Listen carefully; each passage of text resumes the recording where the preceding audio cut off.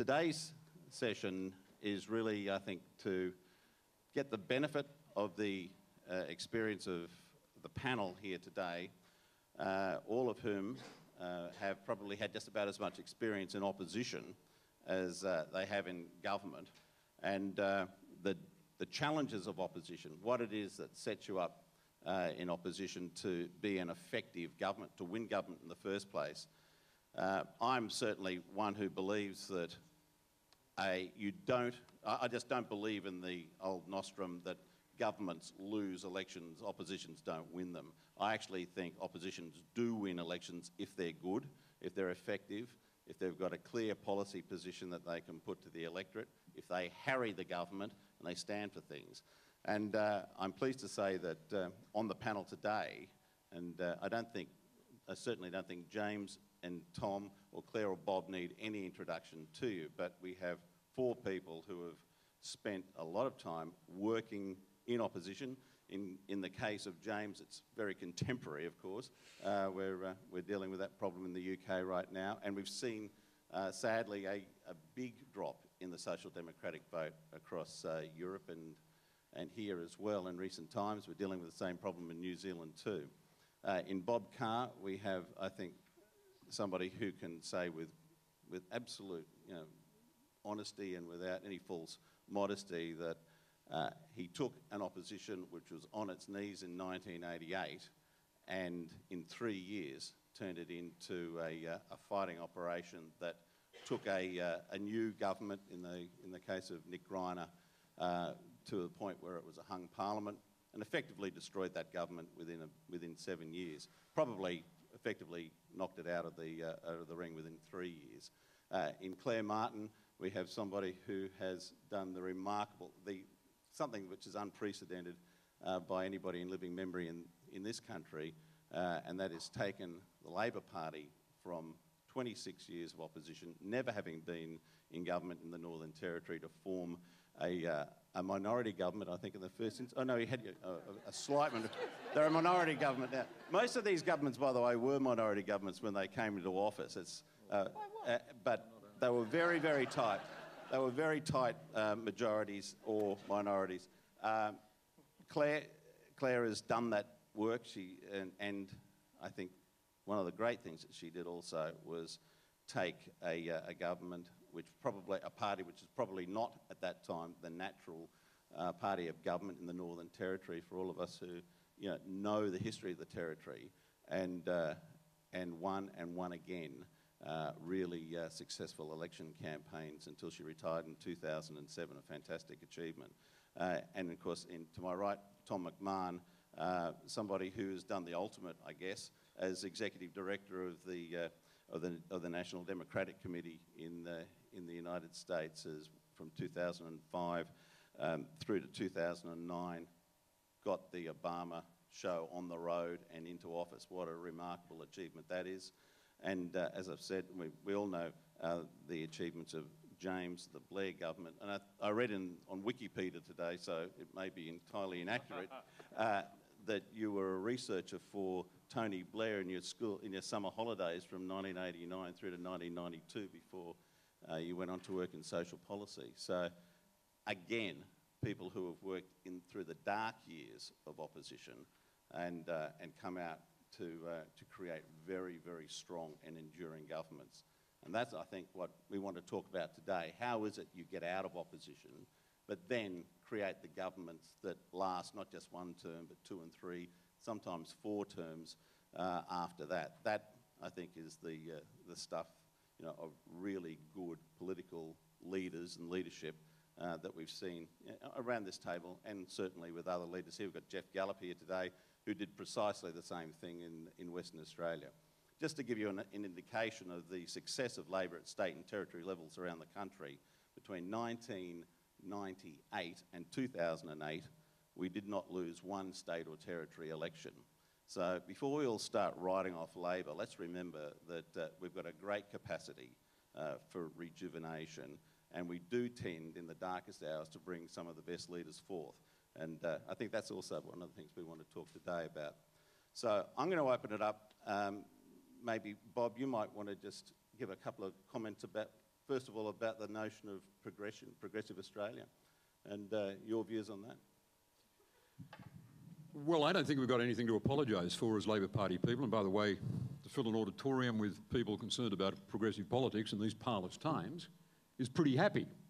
I would have been concerned if this had been organised and no one had turned up.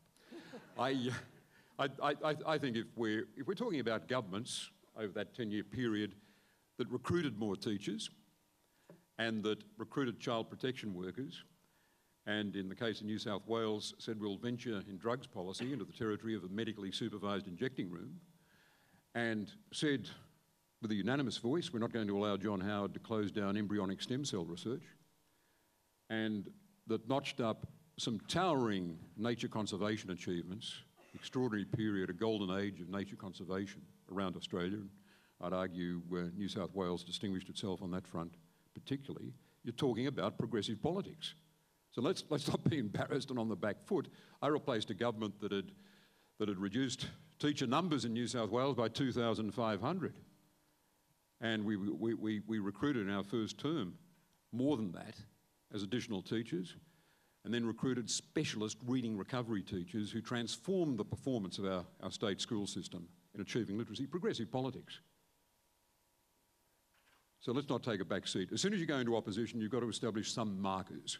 We laid down two. We said we wouldn't pursue the gun laws of the Unsworth government, which had cost us at least half a dozen seats, and had working class New South Wales voters who'd never voted anything else but Labor deserting us because overnight we said we'd take their guns off them. It was a clumsy attempt, an opportunist attempt at tighter gun laws. But second, at that first press conference of my leadership, I said we'd stick with the forestry conservation policies that had also proved controversial in that campaign. The first press conference, 2 policy commitments. 3 years later at the 1991 election, we won at least half a dozen seats. Seats that had deserted us, mainly country seats, regional seats, because working class voters didn't like those gun laws. That simple policy commitment brought them back. And 7 years later, we won government with Green Party preferences in 3 seats, getting us over the line, because with the nature conservation movement, we developed a detailed plan for reforming forestry that would in a way that would enable us to create major new nature conservation reserves. So one thing you can do in the first days in opposition, no detailed policies coming out, that would be ludicrous, but just lay down a few policy markers that will put in place the retrieval of your political position 3 or even 7 years out. You were dealing with a very, I guess, adventurous government in the case of Nick Greiner. He was a premier who set out to reform in a very aggressive way, a whole range of policy areas. So he was somebody who, in a sense, gave Labor, I guess, a lot of opportunities to seize on. But were there times when you felt that you really just had to take on, accept the mandate of this government, even though in many ways it hadn't been expressed clearly, so that you weren't, in a sense, being quixotic in your opposition to areas where they had strong support? Yeah. When he closed the government printing office, which employed 600 workers doing nothing, we had to accept that. And he privatised the coal loader in Port Kembla, which made a lot of sense. But his unpopular moves were a ramping up of taxes and charges. And he was going to pay a price for that in the elections 3 years later, which we came close to winning with that guns policy removed from our platform, but largely on the issue of Greiner's hike in taxes and charges, and of course his reduction of 2,500 in the teaching workforce. I toyed for a while with a policy that was stupid, and that was when he announced his economic reform saying, well, we believe in restraint too, but restraint with equity. That was ridiculous. Sounds ridiculous now. Most people, it was ridiculous then. I should have just been bolder and said, we all believe in winding back government debt. This is the wrong way of going about it. We are bluntly opposed to the public sector sackings and the cutbacks in services. I should have come out from day one with a bolder message. We, however, were on the defensive. We're on the defensive because he did what O'Farrell has just not succeeded in doing, put the stamp of government debt on the political agenda. And we were, with a Commission of Audit that had succeeded for Greiner, we were on the back foot, trying to say the last Labor government, in fact, had a sound economic management record when the public was believing Greiner's proposition that it had left the state in debt. So we were wrong-footed on that, but we gathered pace attacking Greiner's economic management towards the end of the first 3 years. James Purnell, might be a good idea to bring you in here. In Australia, of course, we're used to dealing with pretty hard right governments. The Howard government, a classic example of that, and some of these state governments that we're talking about today. The challenge in the UK is slightly different, isn't it? It's, you're not really dealing with that style of government. No, we're dealing with a party that likes to style itself as progressive conservatives. So they like to try and argue that they share the goals of progressives, but they actually have better ways of achieving them. So they would say, of course, it was good that Labour wanted to end child poverty, or it was good that they wanted to get better education results, but they went about it in the wrong way. And so on child poverty, they'll say, actually, rather than having lots of redistribution, there should be a big focus on drug addiction and family policy. Or in schools, they'll say, actually, we should have gone further on reform.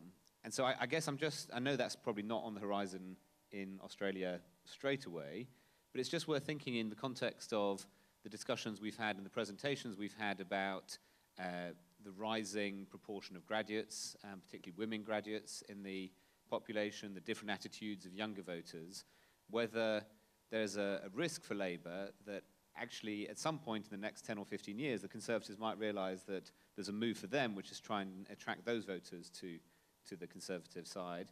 And certainly, I think certainly to box that off against the coalition, I think is a really important thing to do. So how in opposition you manage the balance of course, wanting to focus on people who'll be voting at the next election, and all the things we know about how older people vote, but maybe keeping an eye out for that long-term threat of, could you get, as in Sweden, as Bush tried to do at the start of his time in Texas in particular, portraying themselves as compassionate or progressive conservatives, and make sure that there isn't a flank left open for that to be possible, I think is worth thinking about a bit.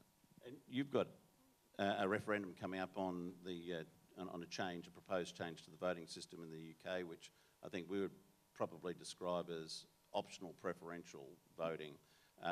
How do you see that affecting? How's that going to affect Labor, do you think, in its campaigning? I think that's and no, it's not entirely on the point that we're all discussing here, but I think it is an interesting thing for us to get your views on.